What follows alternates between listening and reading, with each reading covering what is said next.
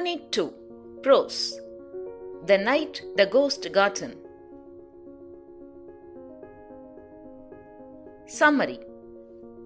The Night the Ghost Garden is a short story written by James Grover Thurber. It is written as a fictionalized account of a night he remembers as a child. A misunderstanding about footsteps in the kitchen turned into a fiasco involving a wounded police officer and a broken window. The story takes place on November 7, 1915. The story was published in The New Yorker, where he worked from 1927 to 1933. The story begins with the young James Thurber, who is the narrator, hearing footsteps as he takes a bath. It is around 1 o'clock in the morning and everyone is fast asleep, his brother in the bedroom, down the hall, mother upstairs, grandfather in the attic. At first, James thinks the footsteps might belong to his father and brother who had been traveling Indianapolis and were supposed to be back late in the evening. The footsteps go around and around the dining table, and James quickly realizes that it isn't his father and brother. He assumes then that there is a burglar downstairs.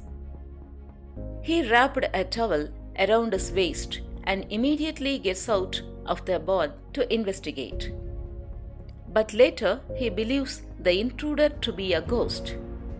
James wakes up his brother Herman and tells that there are footsteps downstairs that might belong to a robber. The boys waited for the sound of the steps. After a few minutes, the footsteps headed straight for them. The terrified boys slammed the door behind them. The slammed doors wakes their mother. They told about the happenings over there. She assumed it to be burglars in the house and grabbed a shoe and tossed it out the closest window. It broke the window of the neighbor next door. A man named Bodwell came to the window furiously.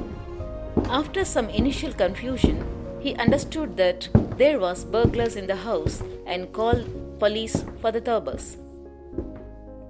The police arrived promptly and swarmed the house. The policemen came to the attic and saw James' grandfather there. His grandfather is convinced that the police are deserters and after some yelling shoots one of the officers with his gun. Ultimately, the police find no burglars in the house and confused how one of their men is wounded. The next morning, the grandfather comes down to breakfast looking fresh and well rested. The family thought that their grandfather had forgotten the whole scene. But the grandfather asked with a smirk on his face what on earth the police had been doing raiding the house the night before. The story ended with the grandfather telling that none of them was bothered to leave a bottle of water beside his bed, and the family understood that the reason for the sound from the dining room was their grandpa and not a ghost.